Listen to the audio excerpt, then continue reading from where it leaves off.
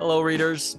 Douglas London is a retired senior CIA operations officer who's telling the story of his time in the CIA and much more about the agency in the new book, The Recruiter, Spying and the Lost Art of American Intelligence. Doug, thank you so much for the time. How you doing today? Doing great. Thanks for having me on the podcast. It's my pleasure. So what was your goal with The Recruiter? Well, wow, I can answer that in all sorts of ways. Try to find the most honest and succinct response. I had retired after 34 plus years of being a spy. So it was a bit of a cathartic exercise for me. And I had always thought of writing a book about espionage. And I actually had wanted to write a novel because I thought, I could write a novel which offers a real good feel for what it's really like without getting into sensitive areas. But as I started to put together story ideas, they were generally things that had actually happened to me. So I kind of tested the system. And part of my interest in writing the novel, actually, in the first place, was to make a point that the agency post 9/11 had sort of changed, if not lost its direction for those years. And I was trying to cast a story that portrayed that in a way that was sort of a love story about espionage, a notation of how valuable espionage is to our daily lives, though people luckily don't think about it, know about it, have to, and that the agency was the right organization to do it, but had to get back on the right path. So it transitioned into a nonfiction work, partially because I started teaching at Georgetown University. And the reason that's relevant is that I retired in 2019, but I stayed on contract with the agency. I was doing some work for them. And when I got my Georgetown job, they said, well, you can't work for us on contract anymore because if you're an academic, you have a public profile, you can't be a agency representative. And some of the stuff I did on the agency's behalf was to represent it to official foreign partners. So if I was writing some sort of opinion or something about the agency, it was inconsistent. So it sort of moved me into the writing phase to begin with in terms of writing for journals, and my fiction work quickly became a nonfiction work. And I thought you did a great job of weaving all of those different things together and telling this story. And you're obviously not the first former CIA operative, former CIA employee who has written a book. And part of that process does include the CIA combing through everything that you've written to make sure that you aren't releasing or allowing sensitive materials. Interestingly, in the forward, you admit that the CIA pressured you both subtly and even overtly to not write this book. Why do you think they did so, Doug? It was not a great time for the agency. Part of my timing for leaving, even though I had so many years, was the difficulties in doing my job.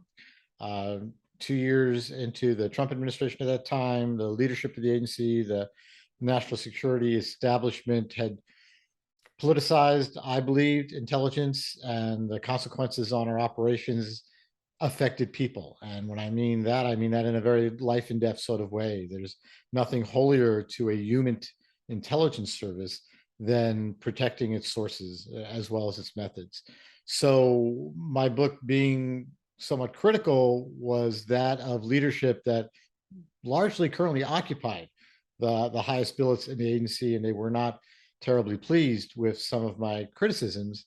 And I can't get into the details of the pressure, but it was, not all too subtle at times.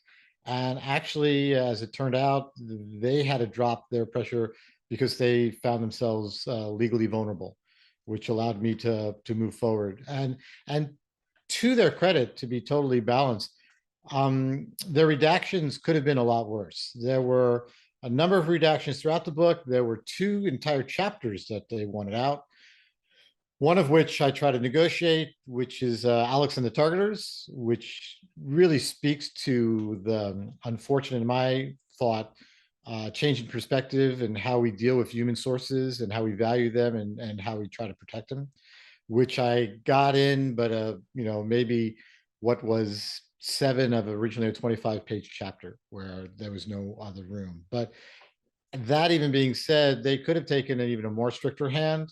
I was able to negotiate any number of changes. There was some areas that were non-negotiable, such as issues like cover, which they're very sensitive about.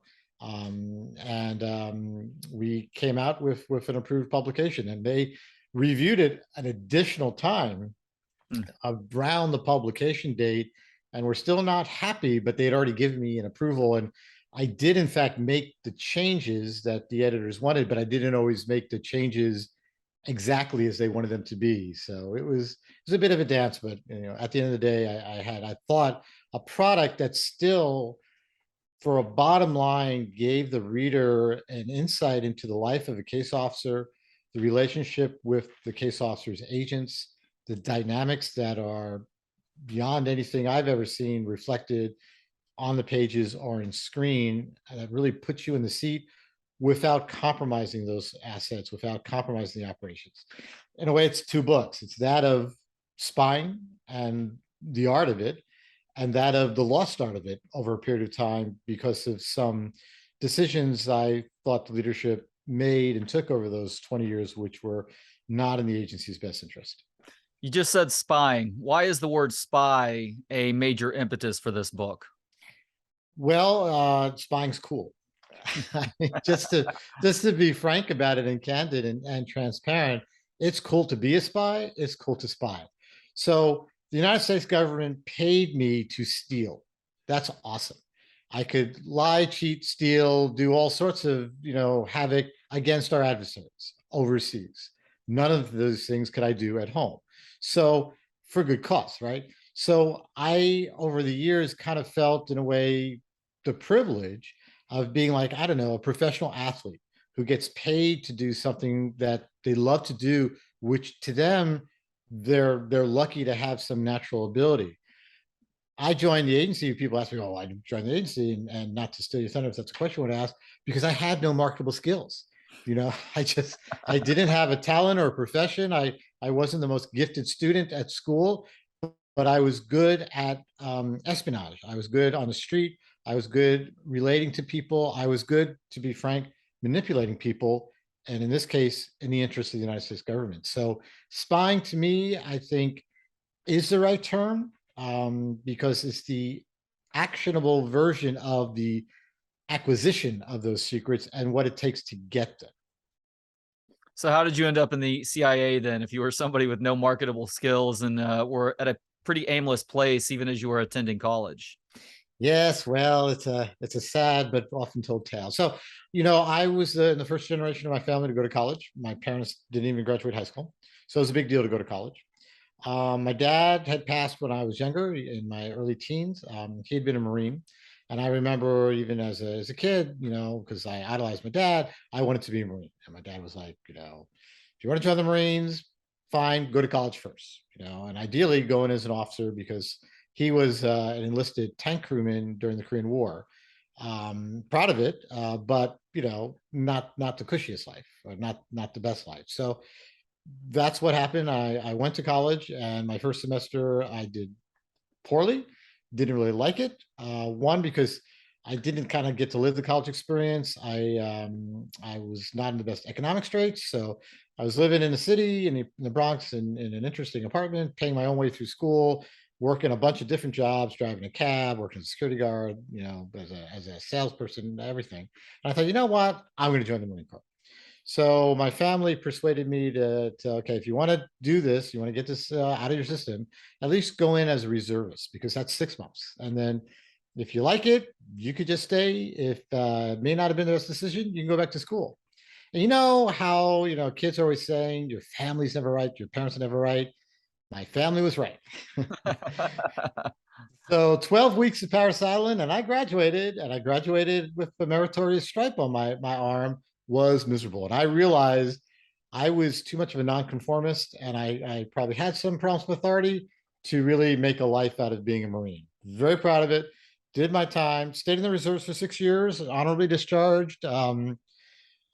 Very proud of my time in the Corps. My one of my sons went on to become a Marine. He was a Marine officer for years because I always spoke well of it, but it was just not a good fit. So I went back to school, probably a bit more invested in my studies, did a lot better, did well at school, but still, it was the '80s, early '80s, and I was not really, flush with job offers. Um, Other than what I was doing. I mean, I could keep driving a cab and whatever, but that's, you think of a college degree, you're hopefully going to aspire to more. So I just towards the end of college was being considered for Merrill Lynch, and I don't even know if they're still around, stock market group, like some sort of junior trainee program. But in the meantime, I was trying to get into the Foreign Service, which is there's a really high bar for the Foreign Service, and for good cause. You've got to get through the written exam, the oral exam, and all sorts of things. And I tried 2 years in a row, couldn't quite nail the written. It was in my day complicated. You had to get two of one section and then like one of the electives, and I always missed one of the required sections. Mm. But I had this great professor who, like what I do now at Georgetown, is an adjunct. He was a career Foreign Service officer. He was an ambassador. I was the most articulate, erudite speaker I'd ever heard from, and he became my hero. And I thought, I really want to become a Foreign Service officer. So what I didn't know, and I didn't learn until after I joined the agency for some time after, he, since his last posting was at the United Nations, would share some of his insights with the agency on diplomats he ran into who might be a good target, who he could provide some background on. And he also provided my name. And I could look at this as a couple of ways, and I'm going to give him the benefit of the doubt. It was either one, he thought, oh my God, I got to keep this guy out of the Foreign Service, and sooner or later he's going to get in.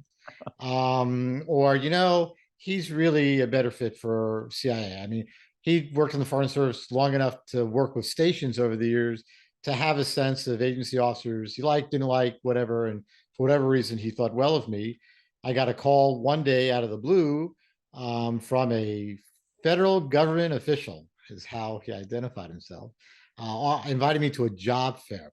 No further information. And I'm a senior in college coming to graduation and desperate for anything because it was either going to be Merrill Lynch or, God help us all, I was going back to the Marine Corps. The Marine Corps offered me all these different commissioning programs. I turned them all down, but finally I was going to accept one because, I wanted a career.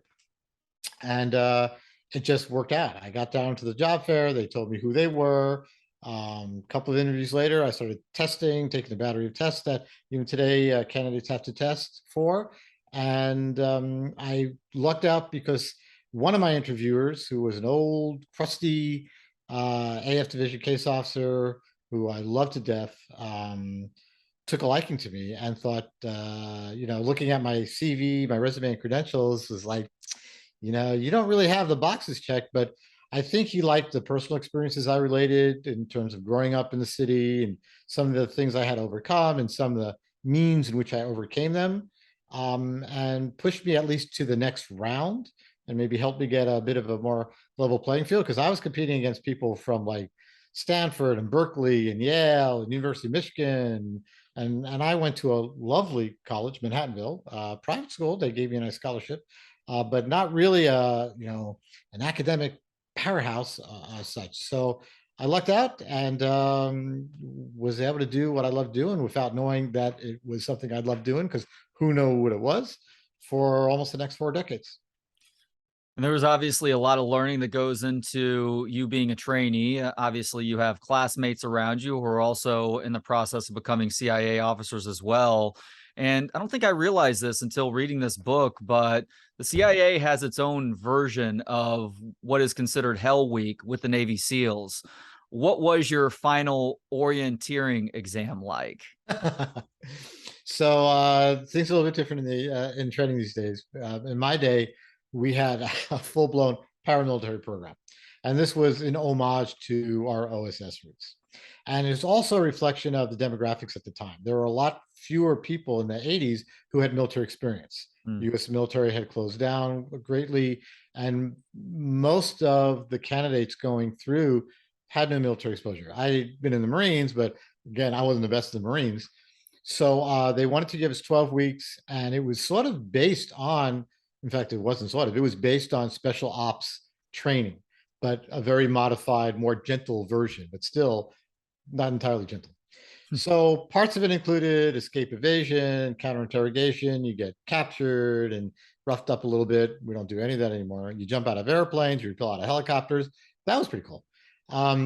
But orientation week, orienteering week, that is LandNet. right. So they teach you land nav, and again, I had learned this in the Marines, but wasn't really great at it. And they teach you how to do it during the daytime, obviously, but in that day, you were tested at night. It was this, week of that, and a really painful nighttime exercise. Now that's separate from, because each week was a separate cell of what you did, from the escape and evasion hell week of being captured and roughed up and put in boxes and kept awake and sleep deprivation for a couple of days and whatever like that. But for me, the orientation part was harder. Orienteering part was harder because I just I could barely find my way across a road. So as it turns out, I kind of, and with all deference to my colleagues and the agency, I kind of cheated a little bit on the test. I cheated because somewhat out of luck, or you went from a marker to a marker, and I know there's a better word for it. You had to find your way. You take your grid cords and you move, and you're moving through the woods. And I can't say where the farm is technically, though anybody can see it online. But it's in a sort of swampy, nasty location, thorny bushes and critters that a city lad like me from the Bronx had not naturally encountered in his day-to-day course of life. So it was just a pain dragging through this for hours. And I finally get to my last point where I had to go from one marker to the last one, and I had to find my pole. And the pole was going to be located on a trail, all parallel, everybody's poles. They had to hit the one they were designated for or as close to it. And I came across this like swamp. That's what it was. It was just like marshy and whatever like that. It's dark. You have no light. It's black of night. It's like 2 a.m. or whatever it was. And I thought, screw this. I'm not going through this thing. So I did have my map, and there was a road, like a tertiary road, like a dirt road, not far off, but it was located on the map. I thought I can go to that, and I could parallel, roughly guesstimate for the number of meters I know I have to go to my next marker, and then just slip back into the woods and find my marker. Well, I mean, the spy gods were with me because I totally lucked out, and I saw the lights coming from where the final markers were, where the instructors were waiting for us, and I slipped in and picked the best one, just totally random guess, and I hit exactly the marker I was supposed to get. So it was just fortuitous. Yeah, well, you know what? That counted, and you ultimately do Yeah. become a case officer in the CIA. One more question about your time as a student, because while you were a trainee, your chief officer told you and your fellow students to start each day by asking yourself, what are your own vulnerabilities? So, what was your biggest vulnerability as a case officer as you were getting going with that job?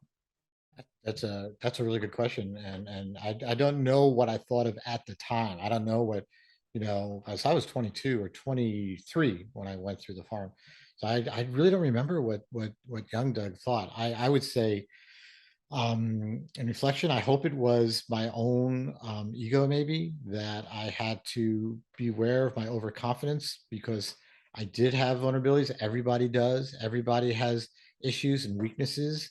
They need to be self-aware about it. They need to acknowledge it, and it's healthy. I mean, everybody's got something, but the danger is when you deflect it, dismiss it, and your own insecurity causes you to overcompensate in inappropriate behavior or poor judgment and poor decisions. I'd like to think that's what 23-year-old me thought, because that would have been the wise and correct choice. I might have still been so overconfident and whatever that I didn't, and thought it was something else. But I would say me at the time, and even me at any point in life, those are always things, that whole self-awareness thing, knowing you're going to make mistakes, knowing that you're not perfect, knowing that there are a lot of the smarter people, and particularly for a spy, knowing that you could get caught, and taking seriously the tremendous consequences on your agent and on your country. I don't think I was mature enough at the time, probably, but that's what my answer should have been. Yeah, it's interesting. There's a common cliche out there, fake it till you make it. Mhm. And while a lot of young people do try to abide by this, because the reality is that when most of us enter the real world, we don't totally understand what's going on. The stakes for you faking it till you make it as a CIA case officer are much higher, because if you fake it poorly enough, you are not going to make it. Yeah. No, that's true. And what we really, and I also taught as an instructor and a curriculum chair down there. The most important characteristic after we've already screened you. I mean, if you've made it, if we've selected you particularly to be a case officer, an ops officer, it has more to do with your character traits really than your intellect. I mean, you got to be smart enough, Mm. but clearly, I'm an example that you don't have to be like super smart. You have to have excellent judgment. You have to be flexible. You have to be empathetic and relate to people well, but you absolutely positively have to have the highest standards of integrity. And it's kind of interesting when you think about that because you're a spy. You're manipulating, you're lying, you're doing all these different things, but to your country, to your government, you've got to be completely faithful because you go out as a case officer on the street, you're by yourself. There's no team, there's also no cavalry. And it's not often documents you're bringing back. You've got a meeting with a very sensitive asset. You're debriefing this agent during a condensed walk where you're looking for surveillance, and what you say has to be what you really heard.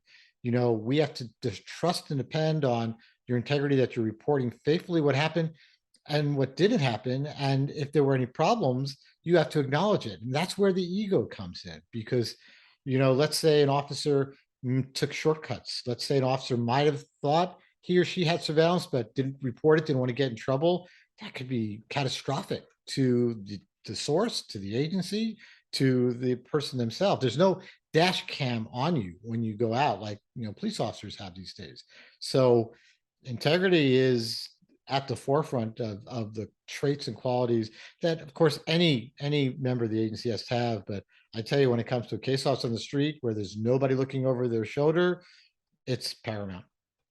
And just to provide some clarification for those who are watching and or listening right now, the agent that you're referring to is the individual that you have established a relationship with that is helping you with intel. You are actually the case officer in the field, and your job as a case officer is to find individuals, establish a rapport with them enough to where you can eventually ask that person to help the CIA gather information. And oftentimes you're doing so in territories that are hostile towards Americans. I mean, the stress level of this job is just off the charts. But at some point, as I just mentioned, you do have to ask that question. Will you help the CIA here? Why'd you even have to ask an agent's wife at one point for permission to help the CIA, and how'd that turn out? Well, don't try that at home. At least so said my chief of station. First of all, that's a really good definition. I think a lot of people refer to CIA officers as agents because they think of FBI special agents and stuff. But as you said, the handler from the CIA is the representative of the U.S. government, regardless what their cover is, and the agent is the penetration, the spy within their organization, government service. The story to which you're referring to was actually early in my career. It was during my first tour, and it's just really ironic. I was fortunate. I'd already made a couple of recruitments, which was precisely as you say. It's a bit of a bait and switch, right? I'm using whatever my cover is to disarm someone, right? To be able to forge a relationship that becomes intimate. And I use the word intimate, and people go, "Oh, intimate," not physically, but intimate in terms of personal, right? That they're willing to give you a glimpse into them sufficient that you could assess them to determine if they're one, most importantly, do they have access to the information you want? Because as fun as spying is, and it is, you don't spy for fun, you spy to answer questions. You answer questions that decision makers in the US government need to know in order to protect the country's safety, military, defense, whatever it might be. Um, so I'd already gotten a little experience, and spying is really experiential based. I find you take someone with traits, you send them to spy school, you give them some techniques, but it's that being in the box and getting a sense of how people react. And I will tell you, having been fortunate and worked with people from all over the world and a lot of different agents, everybody's different. Every human being is unique. I think that's one of the things I love about the work is because everyone is in their own way fascinating, right? Everybody's got a backstory. Think about just sitting in a coffee shop and watching people. Every person has a story, a backstory. It's fascinating to me. So this chap, things were going like really well. In fact, I would say better than my earlier cases, which were a little challenging, and I had to really kind of work a little bit harder to get them to trust me, to get them to work, cooperate with the agency, because that's no small thing when you actually hear the question, right? Even when people start assuming, okay, I know what Doug's really up to, I know who he represents, but I'm just going to ignore it until slapped in the face with it.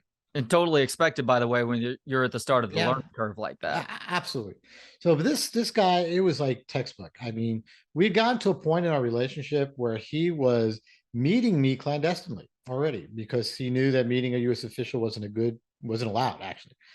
Met me clandestinely, had been providing me what first were like little bits and pieces to like even documents from his government office. And he was accepting gifts, oh, here's for the kids, for whatever holiday, for Eid al-Adha, whatever like that. And he was taking all that. And all that being said, I was like, well, this is going to be just like a walk in the park. I'm just going to formalize it because you do. An agent really needs to understand what they're doing. So, one, you can task them directly, and you task them in order to help protect them from what they're doing and make sure they're not overreaching or making mistakes using good tradecraft.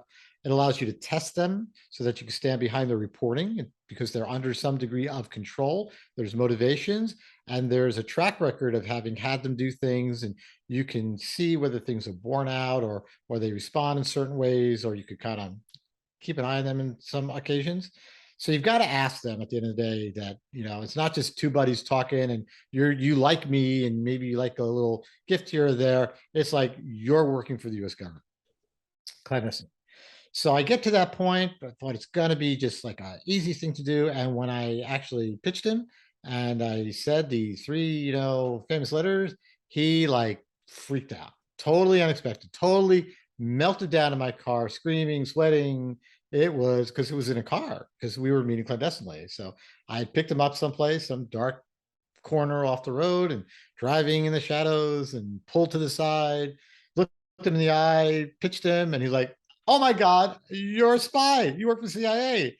I'm thinking like, no, as Sherlock, we've been doing this for a while, but he totally melted down. And I had like, immediate visions, one of my chief of station lynching me from the chandelier, but of being, arrested, thrown out, whatever's going to happen, because he's going to report this to, the authorities.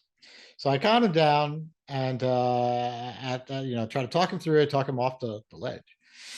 But he said, my biggest concern is that my wife,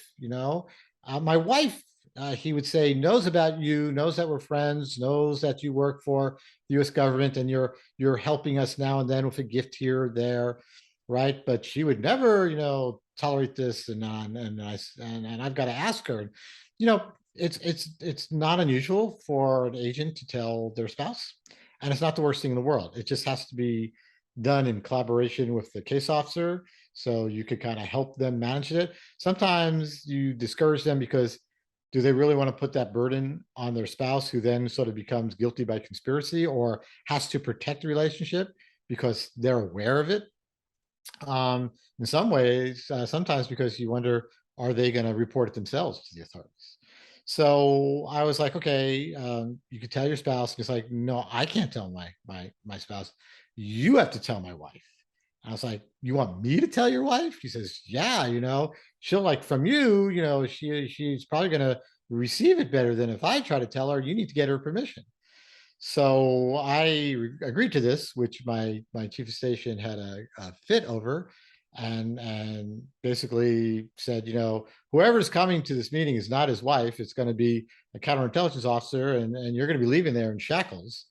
And I was like very confident. No, it's going to be fine, and I'll convince her. Of course, I wasn't quite convinced myself. I convinced her. Who knew? But I told him, and he didn't want me to do it. But at the end of the day, he was like, it's your funeral. I'll be okay.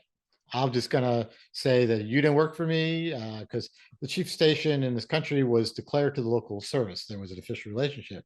I wasn't, obviously.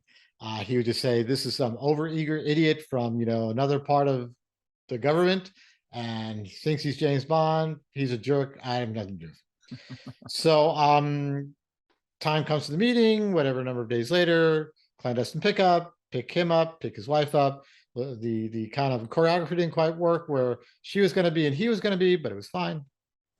And we start, driving and talking. And she's actually first very nice. She's a little nervous. She's like, I want to thank you. You've been so kind to my husband and to our family and da da da. And I said, well, thank you for saying that. But, you've also been very kind to me. And I started going through my pitch. And basically, I had to pitch her. And, a pitch has to be very specific. It has to, there's no like ambiguity. It's not like, wink, wink, nod, nod. It's like, here's what I want your husband to do. Here's how we're going to manage it. And here's what he's going to receive in terms of compensation from the United States government. And it wasn't a bad amount. And I'm just throwing a figure out of the air. Let's say it was $1,000 a month. I'm sure it wasn't. It was more, it was less, whatever it was. And she's taking all this in. And this is largely through third language, by the way. It's not English. So it's not my native tongue. So, I've got to be careful to get the nuance and the tone and that I'm receiving all this right. Yeah. And she pauses for a moment, and I'm driving during this thing for security reasons. I have to be moving. And you really shouldn't do that when you pitch someone.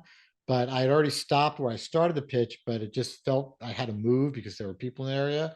And so it continued after I was driving. And I'm looking in the rearview mirror. I'm still trying to talk, and she pauses. Next thing I hear is just a crack of her open hand across the guy's face, twice actually. And she starts speaking rapidly in the language, and I could barely keep up with it. But I knew she was basically cussing him out. I'm thinking, oh my God, this is it. I'm going to jail, whatever. And then she pauses and she starts speaking slowly again and in a very calm nature. And she starts apologizing to me because her husband is so stupid that you're going to pay him for this. And he said, no, of course he's going to do it for you. So, it was a great relief at the time. And of course, with any operation, just because she said so didn't mean that it was so. So you have to test the agent, make sure that it's really coming together. But he turned out to be a very productive agent for a number of years, well past my time in country, fortuitously, and because of his wife, thankfully. Guess we now know who wears the pants in that relationship, Doug. In that family. And interesting enough, because a culture which is very male dominated. And Mm-hmm. yet she, as I found in many of those relationships, it actually was the woman who called the shots, which kind of a fascinating learning experience for me being in that part of the world. That's a great point. All right, I'm going to ask you about one more story because I was also very amused by this one. There are plenty more beyond these two for anybody wondering right now. This barely even scratches the surface of him giving really cool versions of things that happened with him and explaining the process of gathering intel. How did an unintended sexual tension between you and a potential female agent create an even more awkward encounter between you and your family with said agent? Yeah, well, one of the things I try to do in the book is not just try to depict myself as some superstar superhero. I screwed up. Anybody does. It's a human business. It's about human relations and such like that. And it's also real life. So you really do have a family. I mean, if you're undercover, as I was for all those years, your family, at least your kids don't know what you're really doing until they're maybe older. But if you're married, your partner certainly does, and they have to, even if they don't work for the agency. And in this case, my wife did not. So this was my second tour, so I was still kind of young, and I would say young and arrogant, but I'm still probably arrogant. I'm just old and arrogant now. But it was very unusual at the time for male case officers to try to recruit female targets. This is the 80s. And it's hard to imagine thinking the 80s was modern when I was in the 80s, but it's like lots of years ago. So the agency didn't have a lot of female case officers at the time, but it had some, and there were actually a couple at our station, and really good ones too, a lot more experience than me. But I bumped into this female official from a country of great interest to the United States. I met her at some event because a case officer spends a lot of time trolling as well. They go after specific people by contriving circumstances to meet them, which I did. But they're also trolling at different venues where they might meet folks among the targets that they're looking for, particularly in certain countries and capitals. And this capital was big and had a lot of interesting people who were not friends in the United States there. And I met this woman. We hit it off. It was fine. We had like a lunch or two and such like that. But and I say in the book, recruiting an agent has some similarities to dating, right? Mm. You're cultivating someone, their trust, and when you're dating, you're doing this obviously with good intentions, honest, and stuff like that. As a spy, you're doing a bait and switch because you can't meet someone at an event and go, "Hi, Doug London, spy, and I want to recruit you to commit treason against your country." That wouldn't go over well, probably in most cases. So it's like, "Hi, I'm Doug London. I do blank." And wow, you're interested in climate change too. Well, so am I. That's what I do. Or you're a stamp collector. Oh my gosh, I just got this latest set of stamps. You want to see them with me? Let's talk about them. So it's a bait and switch to allow you time on target so that they're disarmed to trust you, to begin to impart things in conversations that you're manipulating and directing without them realizing it by techniques you understand that are good, that are non-threatening, that open what we call conversational gates, issues that you can follow up, that fill in the blanks for you in terms of who is this person, what do they do, what do they like, what are their hopes, dreams, fears, that sort of things that I could leverage in a positive way, because we don't coerce people. We could talk about that later if you want. To think, cooperating with the CIA would actually be good for me and my country. But you're being nice, you're being kind and generous, you're laughing at every joke, ha ha ha, you're being flattering and stuff like that. And I never once considered, one, because I was married and very open about being married, and I already had kids, and it's not like I look like Jason Bourne or James Bond in any way, shape, or form. Um, but I got the sense, after a couple of these lunches, that she thought my intentions were, I don't know to say honorable, dishonorable, because my real intentions, I don't know if they were honorable, dishonorable. So I thought, "Ooh, it's a problem." So I talked it over with the two female case officers who were brilliant and wonderful, and said, "Doug, you're gonna have to turn this over.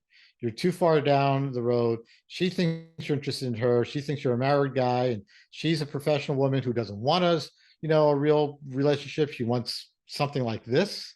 So you're gonna have to move on." I said, "Well, isn't there another way?" And they're like, "Well, you turn over to one of us and she'll get the hint or whatever. But this is not going to end well for you." But this was still a fairly young version of me who thought, "Nah, I could do it. I can make it work." So I had this brilliant inspiration. All I got to do is invite her home, for the next night. And you don't really want to do that usually, because you want to disconnect your agents from your home in case your home's under surveillance and people are watching and they take note of who comes and goes.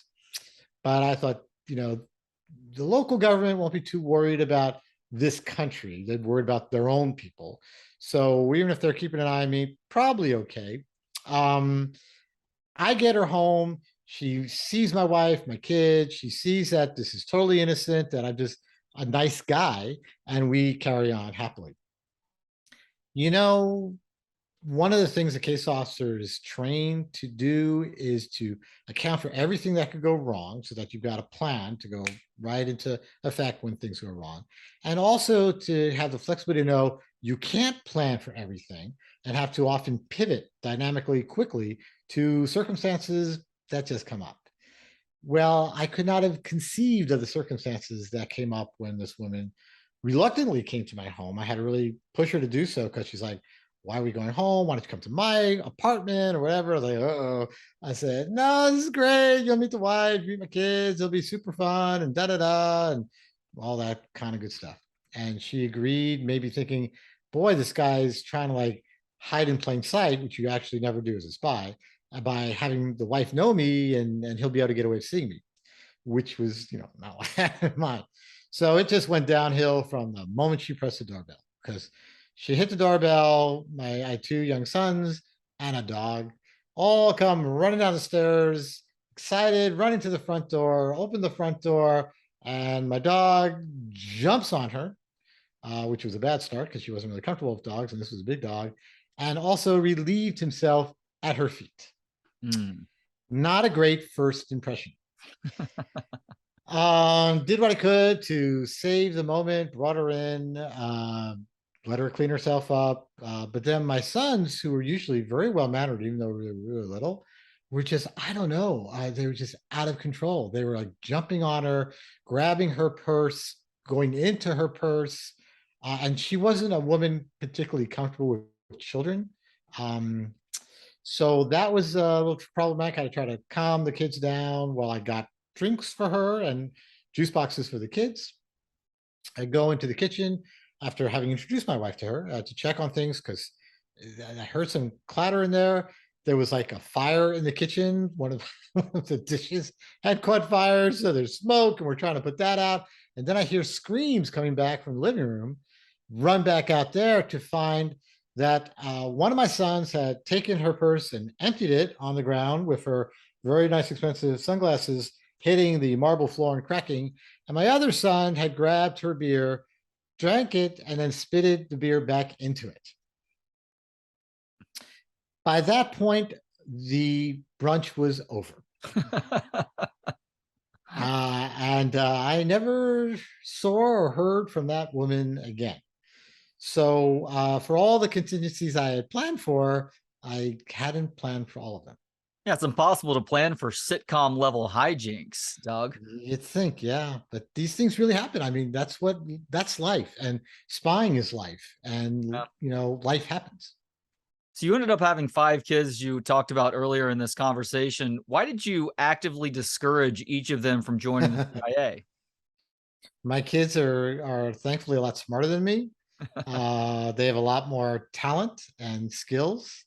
And I have great. It's kind of bittersweet because they all want to do public service. And my oldest went to the Navy. He's still in the Navy. He's an officer. My younger son was in the Marines. Did 2 tours in Afghanistan.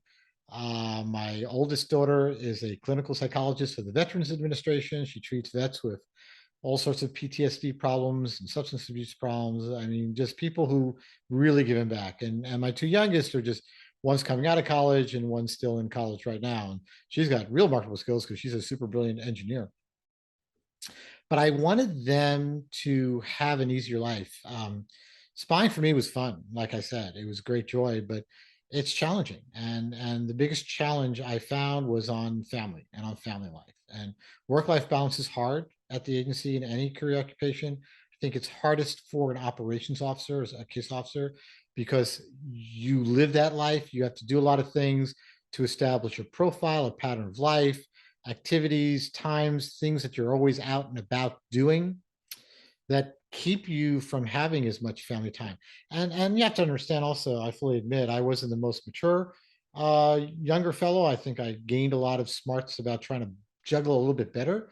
But I was so about my job and so about being on the street and doing my thing that I missed a lot. And it takes a toll. I mean, my family was evacuated from countries I don't know how many times because of civil war, terrorism, things blowing up, the embassy blowing up, all sorts of nastiness.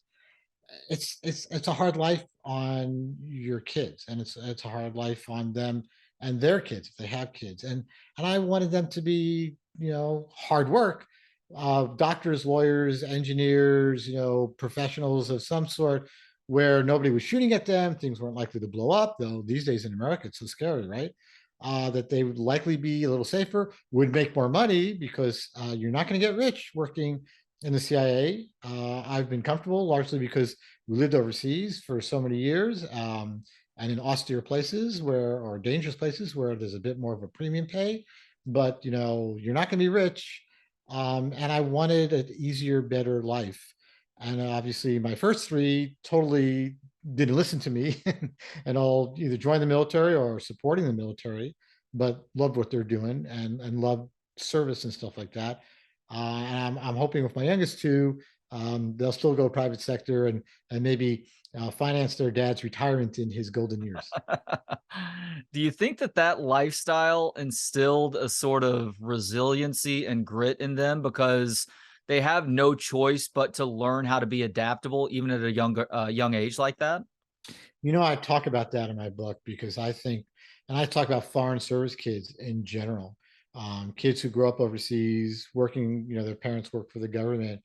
Absolutely. I mean, imagine they've got to start a new school every 2 years or 3 years, but in a new country, in a school where they might be the only American, and that happened in some cases, in environments where sometimes they're locked down for security reasons or there's health issues. We were living in Africa during the height of the AIDS epidemic there, and it was just devastating to lose people that they knew. I mean, they were being confronted with death all the time Wow. as youngsters. So they saw poverty, they saw hardship, they saw beggars, little kids storming their cars, just breaking your heart. So the juxtaposition of the lives that they had and came from and the circumstances they had to live in really made them, I think, one, amazingly empathetic to people. They never saw people in color. We had people of all ilks in our home, treating them with deference and respect. Normally because I was working, but they were, every ethnicity and race and color, and to them they were all uncle and auntie you Hmm. know and they were people they respected, and they became very social because they got used to talking to adults and have an ability to like interact with anyone and not be intimidated, and likewise be very flexible and be very considerate of others because they saw their parents always being good hosts, right, always being good hosts and respectful, so they're always acting as good hosts. So hard as it was, the lives, I think, as they'll tell you themselves, made them better people. And they are, just the five of them, just the most amazing human beings and just such good, caring people. But at a price, it wasn't easy at times. I've had kids evacuated on their own, being on airplanes crossing the world at the age of 8 or 10 or 12 because of a war going on or like that. That's hard on an 8, 10, or 12-year old doing that, and your parents or are left behind or whatever, or evacuated in the middle of school years because of crises in the country they were in, and getting thrown into not only a new school but like midterm, mid-year. But they come away, as you suggest, with an amazing resilience, big hearts. And it could go the other way too. I mean, I know foreign service kids who, had real strange into those circumstances. They tended to more be foreign service kids who had been growing up already in America in a Hmm. suburban life or something, and then got thrust into that life, as opposed to my kids who all from the time they were babies grew up overseas. Interesting. So every case officer faces a crossroads, a sort of crisis of consciousness, as you put it. What was your most profound crossroads? Yeah, I speak to that. I think I had a couple, but I think the most impactful one, and the one that I still carry some guilt with me, is I was in a conflict zone base as the chief of base, handling a very sensitive uh, counterterrorist agent, an agent in quite frankly Al Qaeda. And it was a really great case. We had brought him along, helped to move him up the ranks in the organization. He was more of a support type, which were really the best agents because they don't have to pull triggers or blow things up, but they know what's going on. They know the secrets because they provide some of the support for all that. And his access was getting better and better, to the point that he was being pulled into non-governed areas of this country where he was dealing with leadership elements of the group, which required a great deal of vetting on their part, where they would strip him naked, look to see if he had any beacons or communications device. They would question him, rough him up sometimes before they would let him meet very senior people. And every move he made up the ladder, it became harder and harder and scary for him. And this guy was, not only was he a terrorist, but he was a very mild mannered guy. I mean, just not really cut out for this life. Um, at this point in the relationship, he had developed a really good position of access and had been drawn into what was a plot in the United States, a homeland plot. Peripheral, his piece of it, but enough to let us know there was a homeland plot and to give us a very general sketch of it, because at that point, his need to know within Al Qaeda, that's all it allowed for. But he came to me at a meeting, and meeting him was, we would call it a high threat meeting, because every time you have an agent like that, particularly when they go into the Badlands and come back, you never know what's happened. Um, did they turn? Did they unwittingly bring the bad guys with them? Are the bad guys following them to see what they're up to? So you go through a lot of extra steps, which I can't detail, but to protect yourself, your team, and them. And it was, it was gritty. And we were in a city already where it was, like living in the middle. It was in the middle of kind of a conflict zone, and we were a target in that country, and we were small. That's what made us kind of effective. Hmm. And he came to me and he said, I can't do this anymore. He said, my heart, my nerves, the next meeting I go, it's even going to be worse than this one. This one, they kept me in detention for 2 days. They kept interrogating me. They roughed me up. And I just know they're going to find out. I'm going to admit to them, and they're going to torture me and kill me. I can't do this. And, worked through the issue. And at this point, a component of running a clandestine source is suitability. Are they up to it? Even if they have the access and can get you the secrets, because of precisely what he said, it does you no good. It does them no good. Your job is to protect them. If they get caught, they're not up to it, or they get you in danger, they put you in danger, or they just can't manage this anymore. And so I went back to my headquarters. I reflected it as such with my recommendation that we're going to have to bring this guy back a little bit. Let him come up with an excuse that he'll give the organization why he can't travel as much, which means he can't go into the Badlands as much. He'll still have some access. He'll still know people. He just won't be able to get any more in this Homeland plot. Well, the Homeland plot had already been briefed to the White House, and it was a big deal, as limited our insight was on it at the time. Um, and people were pushing for more. I mean, there's always more, right? Give us more information, which then poses dangers to a case anyway, because every time you meet an agent, that's the dangerous time. Every time you task that to do something, that's a dangerous time. You try to limit those times so that you could try to manage the risk, because there's risk in espionage. Your job as a case officer is managing risk. At the very highest levels of my organization, and I can't say precisely where, but I'll just say at the very highest levels, uh, this was big business. They were uh, getting some equity out of being an agency that almost faced an existential threat for having failed, if you would, though I don't totally subscribe to that, to deflecting 9/11 or keeping 9/11 from happening, was now providing really good intelligence on another Homeland plot, which we're now on top of. And the very senior officer who was micromanaging basically said, no, you're going to keep this guy working because you have to. We're already briefing to this White House. We can't go back and say we've lost access because your guy is too scared and you're not willing to do the needful to keep him working. So I argued to the extent I could, but it wasn't an argument I was going to win, because at this person's level, that was all there was. And moreover, he said to keep him from being so spooked and to lower the profile, he micromanaged a minimization of some of the security procedures we used to meet him, which put a bigger profile of us going out on the street, but kept us all safe. Kind of sounds a little bit to me like the coast bombing in 2009, where it was the lack of safety precautions that led to that catastrophic event that killed 7 of my colleagues. And this was a forerunner to it. So I reflected, and what were my choices? I could follow my sword. I'd be relieved, certainly, of my job, my command, and who knows what else. I could try to convince this guy, knowing that it wasn't really in his best interest.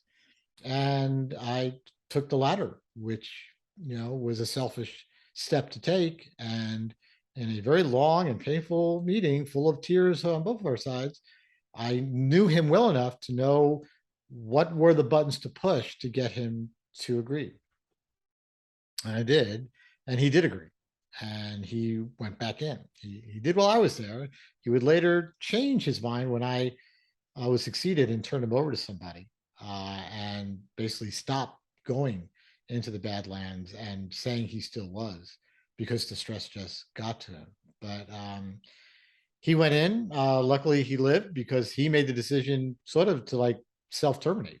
in a way, Mm. which my successors eventually caught on to, uh, because he just couldn't do it anymore. And I still, over the years, I relieved that he's alive and well and did pretty well because he was compensated pretty well for the risk he took. The intelligence through the time of my tenure was really good intel and actually helped us disrupt the operation by putting eyes on some of the pieces we knew were already there.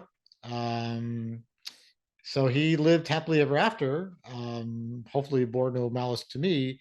I still think, did I do the right thing? Should I have fallen on my sword, ending my career at the time, but for the right reasons, or did I just fool myself? Say, well, they'll just find somebody to replace me who'll do it anyway. And I still don't really know the answer to that question. Mm. So you just mentioned 9/11 briefly. How did September 11th and the 2003 invasion of Iraq, quote, fundamentally alter the agency's soul, as you put it in this book? 9/11, for those who were around and recall it, certainly those who have read, really was not just devastating to our country, but the entire world, obviously, with ramifications we still feel today, 20 years later, 21 years later. But for the agency, it was an existential threat to their existence. So the CIA doesn't really have like a lobby. It's a clandestine organization. It can't publicize its successes. It can't lobby people because it's got big contracts. So compared to the Department of Defense, the FBI, we're really on our own and really rather small. DoD is this behemoth of an organization with billions of dollars literally going to contractors and industry and with people who get a piece of the pie. The agency, what makes it among the attributes that make it good is the fact it's agile, it's mobile, it's small. So the CIA, in my opinion, having lived through it and having actually spoken to the 9/11 Commission because of my role, I was in the field at the time and was running CT operations and including running an Al Qaeda source. Wasn't in not trying to warn people that something big this way was coming, but not sharing all the information and details it had, which could have led to closer supervision or oversight of at least three of the attackers while they were in the United States. And that was a sin. And a sin that is very much so been rectified, where the default now of the agency is to disseminate, communicate, share, and to include other agencies who might have a role, particularly on anything domestic, particularly on homeland related events. But the agency at the time, having been there, really thought it was going under. Donald Rumsfeld, Secretary of Defense at the time, was no friend of the agency. Donald Rumsfeld felt that the agency made him look bad, in a sense, in Afghanistan by being the first in, first on the ground. DoD had challenges getting even its special forces deployed on the ground, and the agency was there within 15 days, I think, of 9/11, collecting intelligence, supporting military operations. I mean, it did the job.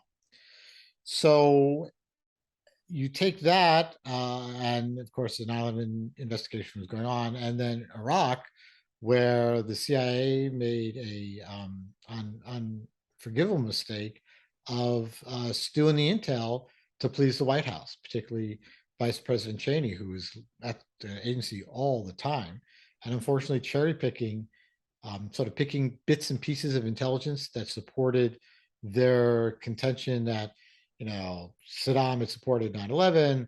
Saddam had weapons of mass destruction. Saddam was going to attack us if we didn't attack him first.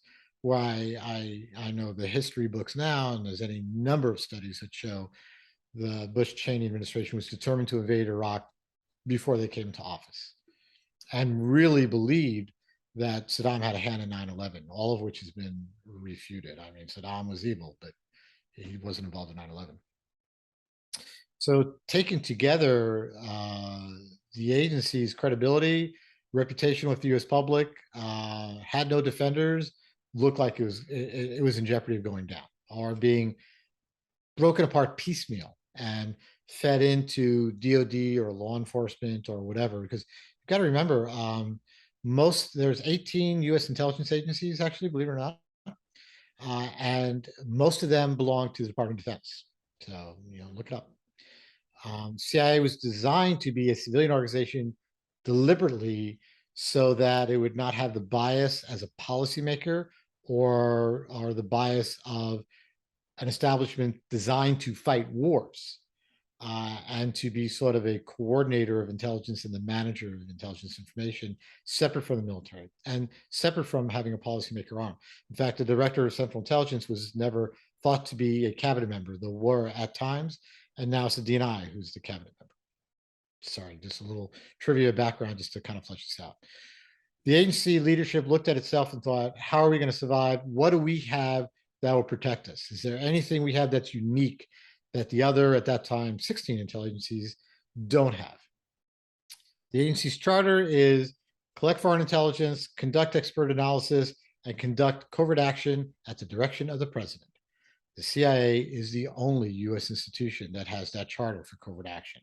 It has this charter for it, it has the capabilities for it. And again, just a little kind of background, covert means deniable. Lots of US government agencies do clandestine operations, secret operations, the military does, but they're not deniable. The deniability of covert action means if the US government, try to overthrow somebody, blow something up, kill somebody, we can go, we didn't do it. Hmm. That's the law. There's a memorandum of notification. Congress has to review it. There's oversight. There's all sorts of steps involved. It has to be legally directed, supported, but we can lie about it because the CIA does it. And the CIA is a civilian outfit. So we don't have to worry about military people getting in trouble with the Vienna Convention, the Geneva Convention, compromising the obligation of other governments to respect those privileges and rights that our military has should they be caught and captured and what have you. CIA doesn't, we're spies, we get shot. What the hell? So what type of covert action could we do that would get the president to sort of protect us? Well, what problems did the White House have after 9/11 and through 2003? One, it was scared to death there'd be another homeland attack. It was, what can we do to stop that when a lot of the terrorist leaders have migrated into Pakistan, a sovereign country with which we're not at war, which will not let US military personnel into country, which at this point, they themselves, the Pakistani government, wouldn't go into the federally administrative tribal area up in the northwest frontier because they had no control up there. CIA had been developing genetic capabilities, which were basically rooted off intelligence collection platforms. And I'm using this language on purpose because I have boundaries that I have to respect for the agency, but everybody knows what I'm talking about. Mm-hmm. And they had perfected, and they did, by God, they had perfected these technologies and platforms and technique to just, particularly over the years, to near perfection. I would tell you that any covert lethal strike that the CIA might have conducted was almost always collateral civilian free. We may not have killed this person, may have been better not to, but the lethal action was against the person we were targeting. The same I can't say, unfortunately, for the military, but there's a lot of reasons for that. Some of it's the volume, some of it is their TTPs, the way they do things. They have a different system of doing things. We're small, surgical, what have you. So we were able to do that for the president, go into Pakistan and find, locate, and remove terrorists from the battlefield. There were also thousands of detainees, some of whom were very high value, none of whom the FBI could take into custody, including those we knew for sure were involved with 9/11. No doubt about it from the intelligence, but none of which you could take in court. Talking about Ramzi bin Asib, Khalid Sheikh Mohammed, those who take pride and yeah, that was me, or whatever.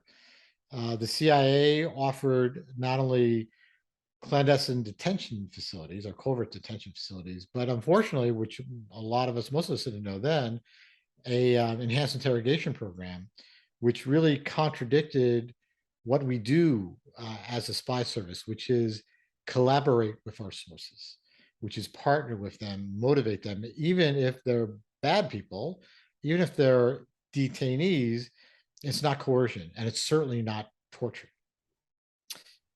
White Houses were very happy with those. But by crossing those lines, refocusing the agency as essentially a paramilitary arm of the US government to conduct a war that the military couldn't, at least in Pakistan, which is where Al Qaeda was at the time, and then progressively became Yemen and Syria and North Africa, some of which, again, the US military couldn't go, but covert action authorities would allow the agency to go there and continue their work. Um, we lost our focus on being an elite spy service, and we started to adopt a very militarized culture. The agency was full of smartasses like me, people who had integrity, would ultimately salute and do what they were told, but question things, challenge things, provided alternatives, and we were heard out.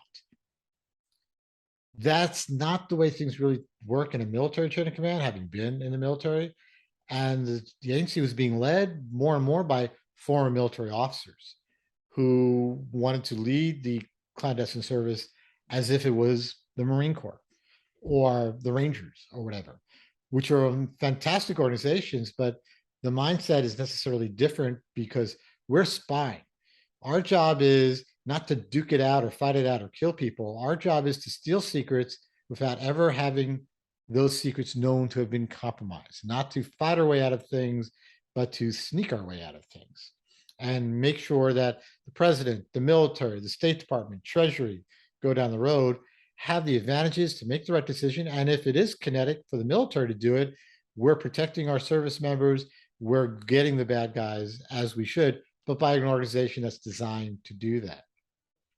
So we started doing less to nurture the craft, the trade craft of espionage. We were investing less in the technology, which was evolving exponentially, which both aids and inhibits espionage. Think of cyber, think of ubiquitous technical surveillance, and how it's harder and harder to secretly meet people where there's cameras and retina scans and global tracking and telephones and such like that. But it was the culture, first and foremost, that I think took the biggest hit, which then led to those consequences of less investment in a spy cadre, less investment in espionage, more focus on kinetic operations, counterterrorism, to the exclusion of what's Russia doing to us, what's China doing to us, what's Iran doing to us, North Korea, all of which I think we saw, particularly over the Trump years, and then as the US government correctly pivoted back to great power competition during the onset of the Biden administration, things that we shouldn't have had to pivot as much had we been more balanced in doing what we were doing. So my book, kind of a two books in one, is here's spying, and here's the beauty, art, fears, consequences, the realities, family, all that kind of stuff. And here's what happened after 9/11 that moved us away from some of that, which thankfully what I see we're circling back to now. Just the other day, and people are right to like get on my case. The agency put out a tribute to Nathan Hale. Nathan Hale, for your reviewers, he was a 21-year-old Yale graduate who died as a spy for George Washington.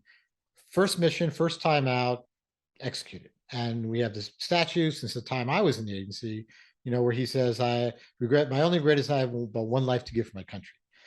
And they're promoting this on their 75th anniversary because the agency's 75th birthday is this year. And I commented, I was like, that's great. I respect what Nathan Hale did, but I'd be more inspired by a statue of someone who succeeded and wasn't caught their first time out. And also not someone who was the representative of, Yale, which was at that time not only Ivy League, but all male and all white. And the agency, because I don't go to the campus on a regular basis, just like yesterday reveals a statue of Harriet Tubman to stand next to Nathan Hale.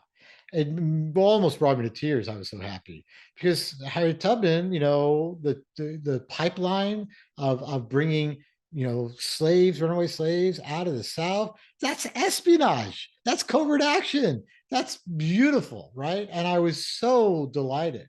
There's just no way in the world I would have seen that my last 4 years in the agency, and and there's no way that even during the Obama administration, agency leadership, which was a largely white, male, Ivy League educated establishment, would have thought of. So I'm really happy for them and hoping this continues to reflect positive trends.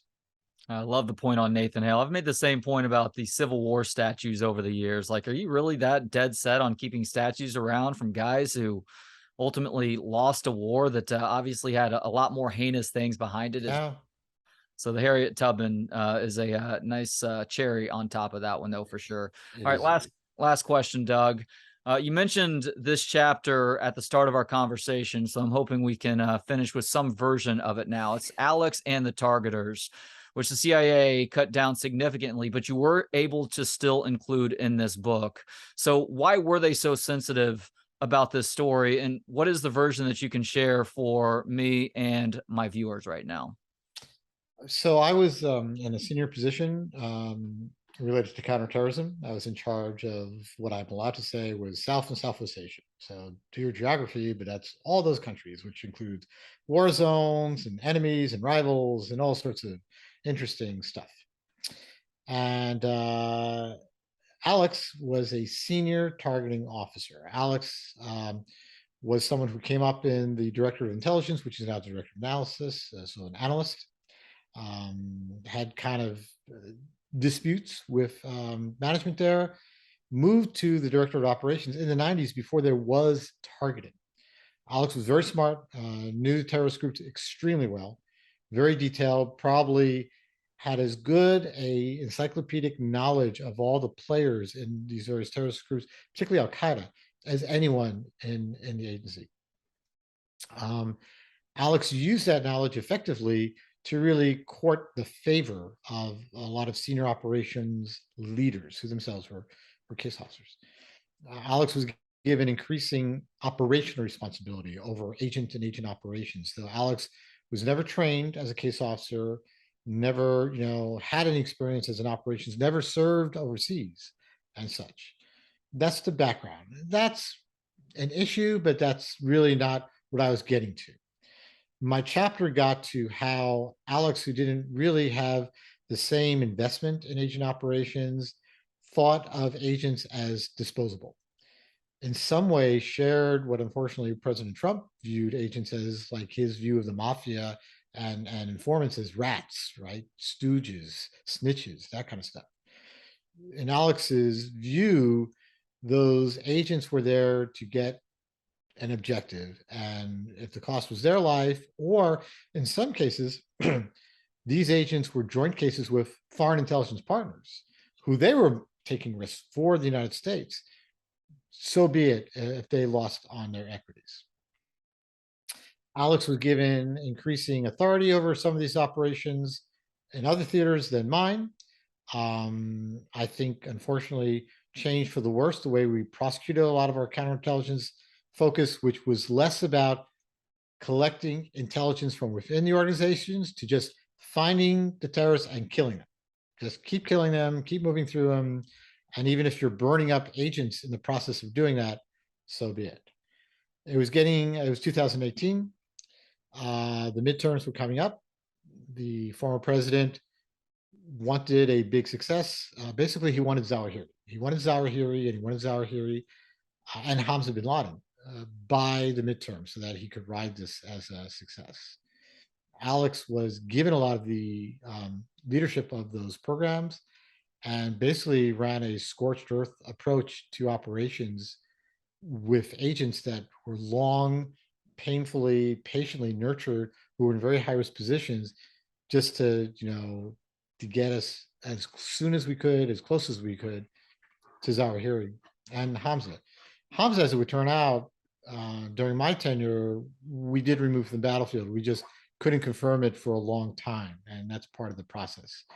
Zawahiri, as you all know, we just recently got, but the cost of Alex's doing business cost us any number of agents, cost us some important relationships with foreign partners, and still didn't get Zawahiri and certainly didn't get Zawahiri in time. So we basically threw a lot of chips into the pot with no return, and those chips were people.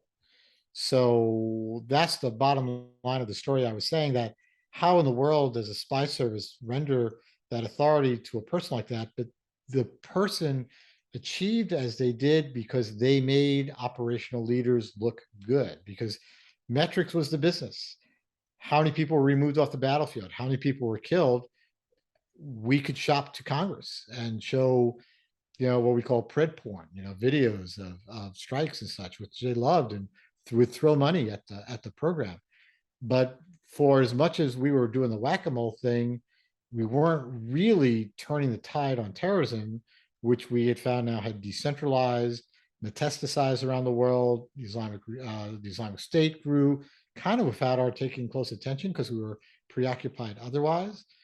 But to give responsibility over agent operations to someone, not just that they were a targeter, but their perspective, and that operational leaders supported Alex because Alex made them look good. And they could take Alex to the White House, they could take Alex to Congress.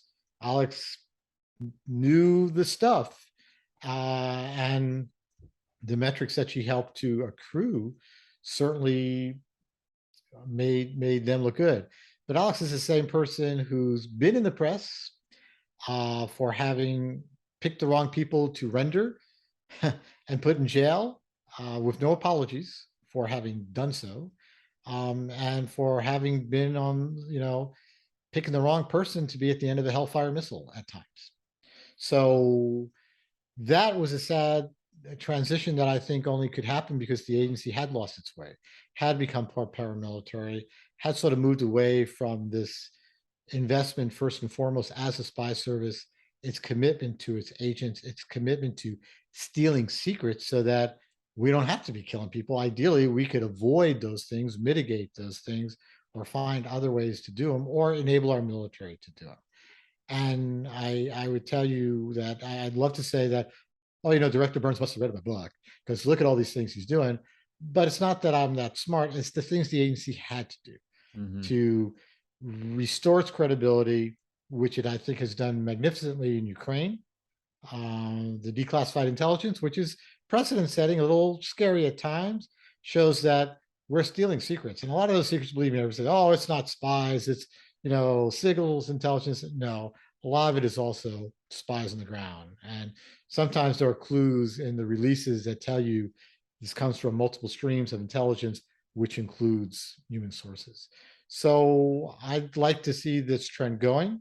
I think we're restoring our credibility with the American people, with foreign partners, doing the job, trying to catch up on tradecraft issues and technology, restoring our credibility with those people who partner with us, be they agents or be they foreign partners, and ideally a trend that will continue. And hopefully they regain that sense of humanity that you say existed when you first got into the CIA in the mid 1980s, but has sadly vanished more and more over time. He is Douglas London. The new book is The Recruiter, Spying and the Lost Art of American Intelligence. You can get it now wherever books are sold. Doug, thank you so much for the time today, and thank you for this excellent book. Thank you. It's all my pleasure. Thank you to Gentleman Jesus for the intro and outro music. Hear more of his work at gentlemanjesus.com. And thanks to Joshua Bates for the video editing. If you have any video editing needs, hit him up on Instagram at Forager Digital. And thanks as always to you for checking us out. You can watch, listen, learn, and connect for free at booksonpod.com. Books on Pod, I'm Trey Elling. Good day.